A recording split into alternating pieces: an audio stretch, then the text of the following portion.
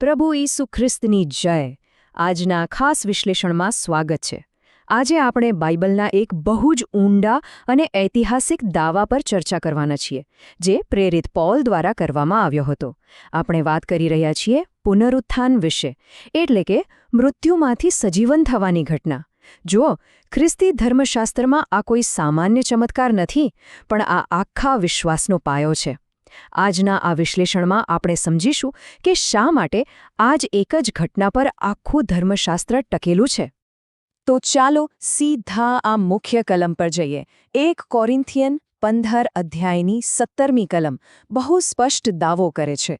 એ કહે છે કે જો પુનરુત્થાનની ઘટના એક જૂઠ છે, એટલે કે જો ઈસુ ખરેખર સજીવન નથી થયા, તો બધી જ ખ્રિસ્તી માન્યતાઓનો કોઈ જ અર્થ નથી રહેતો. સ્ત્રોત મુજબ આનો સીધો અર્થ એ થાય કે બધી પ્રાર્થનાઓ, ભક્તિ અને વિશ્વાસ એકદમ ખાલી અને નકામા છે. આ ખરેખર બહુ મોટો અને હિંમતભર્યો દાવો છે, બરાબર ને? શા માટે આ એકમાત્ર ઘટના વિશ્વાસનો અંતિમ પાયો છે, તે સમજવા માટે આપણે તેને આ 5 મુખ્ય ભાગમાં વહેંચીશું. પહેલું છે ખ્રિસ્તી વિશ્વાસનો પાયો. બીજું, ઈસુની પોતાની ભવિષ્યવાણીઓ. ત્રીજું, ધાર્મિકતા અને સ્વર્ગીય મધ્યસ્થી. ચોથું, ઈશ્વરની મુક્તિની યોજના. અને છેલ્લે, મૃત્યુ પર અંતિમ વિજય. તો ચાલો પહેલા વિભાગ તરફ આગળ વધીએ અને જોઈએ કે આ વિશ્વાસના પાયાના ખરેખર કેટલા ગંભીર પરિણામો હોઈ શકે છે. અહીં એક બહુ જ સીધો પણ મોટો પ્રશ્ન ઊભો થાય છે. જો ઈસુ મૃત્યુમાંથી સજીવન ન જ થયા હોત તો શું? પ્રેરિત પાઉલ અને આપણા સ્ત્રોત મુજબ જો આમ ન બન્યો હોત તો એના પરિણામો બહુ જ ગંભીર આવત. એનો અર્થ એ કે બધો જ પ્રચાર ખોટો છે અને ઈસુના શિષ્યો માત્ર જૂઠા સાક્ષીઓ ગણાત. અને સૌથી મોટી વાત, માનવજાત હજુ પણ સંપૂર્ણપણે પોતાના પાપોમાં જ ફસાયેલી હોત. કોઈ જ મુક્તિ ન હોત. હવે આમાં સૌથી રસપ્રદ બાબત એ છે કે બીજો વિભાગ ખુદ ઈસુની પોતાની આગાહીઓને જ પહેલા મોટા પુરાવા તરીકે રજૂ કરે છે. આ આકૃતિ બહુ શાનદાર રીતે દર્શાવે છે કે ઈસુએ પોતાના ભવિષ્ય વિશે શું કહ્યું હતું. માથી 20:19માં તેમને સ્પષ્ટ આગાહી કરી હતી કે તેમને પકડવામાં આવશે, મજાક ઉડાવાશે, કોડા મારવામાં આવશે અને વધસ્તંભ પર ચડાવવામાં આવશે. પણ વાર્તા અહીં પૂરી નથી થતી. તેમણે એ પણ કહ્યું હતું કે ત્રીજા દિવસે તેઓ સજીવન થશે. જો તેઓ સજીવન ન થયા હોત તો તેમના પોતાના જ દાવાઓ સાવ ખોટા સાબિત થાત. સ્ત્રોત એક બહુ જ સુંદર રૂપક પણ આપે છે, જ્યાં ઈશુએ પોતાને જ જીવન કહ્યા છે. યોહાનના પુસ્તકમાં ઘઉંના દાણાનું ઉદાહરણ છે. જેમ એક બીજ જમીનમાં પડીને મરે છે, ત્યારે જ તેમાંથી નવો પાક ઉગે છે, બરાબર? એ જ રીતે તેમનું મૃત્યુ પણ જરૂરી હતું. પણ પ્રેરિતોના કૃત્યો મુજબ મૃત્યુ તેમને બાંધીને રાખી શકે તે અશક્ય હતું. કારણ કે જે વ્યક્તિ સ્વયં જીવન હોય, તેના પર મૃત્યુ ક્યારે શારીરિક કે આધ્યાત્મિક અધિકાર જમાવી જ ન શકે. પૃથ્વી પરના આ પુરાવાઓ જોયા પછી હવે આપણે ત્રીજા વિભાગમાં સ્વર્ગીય દૃષ્ટિકોણ તરફ જઈએ, જ્યાં આ ઘટનાને ચારિત્ર્યની દૈવી સાબિતી તરીકે જોવામાં આવે છે. અહીં સમજવા જેવો સૌથી મહત્વનો મુદ્દો એ છે કે ધર્મશાસ્ત્ર મુજબ પાપનું સીધું પરિણામ મૃત્યુ છે. માનવજાત પાપી છે એટલે મૃત્યુ નક્કી છે.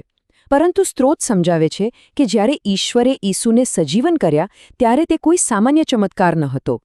એ આ વાતનો અંતિમ પુરાવો હતો કે ઈસુ સંપૂર્ણપણે પાપરહિત અને ન્યાયી હતા. તેમનોમાં કોઈ પાપ ન હતું, એટલે જ મૃત્યુ તેમને રોકી ન શક્યું. આ ઉપરાંત એક જીવંત તારણહારની અત્યંત જરૂરિયાત છે. હિબ્રુ 7:25ના સંદર્ભ સાથે સ્ત્રોત દલીલ કરે છે કે ઈસુ સજીવન થયા, જેથી તેઓ ઈશ્વર પિતા સમક્ષ હંમેશા જીવંત રહીને વિશ્વાસીઓ વતી મધ્યસ્થી કરી શકે. જરા વિચારો, જો તેઓ મૃત જ રહ્યા હોત તો માનવીય વેદના અને આંસુઓ ઈશ્વર સુધી કોણ પહોંચાડત?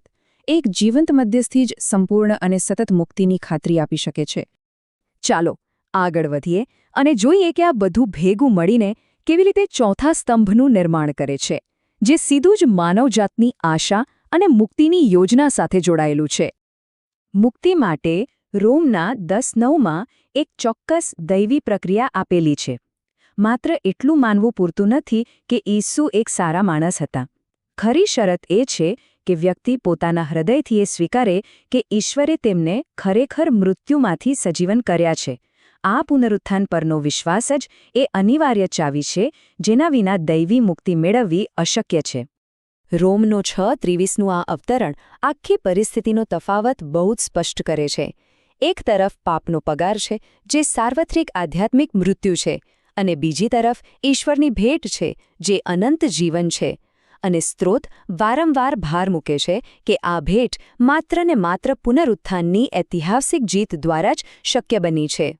અને હવે આપણે 5મા અને અંતિમ વિભાગ પર પહોંચીએ છીએ, જ્યાં આપણે જોઈશું કે કેવી રીતે આ એક ઘટનાએ કાયમી ધોરણે માનવજાતનું ભાગ્ય બદલી નાખ્યું.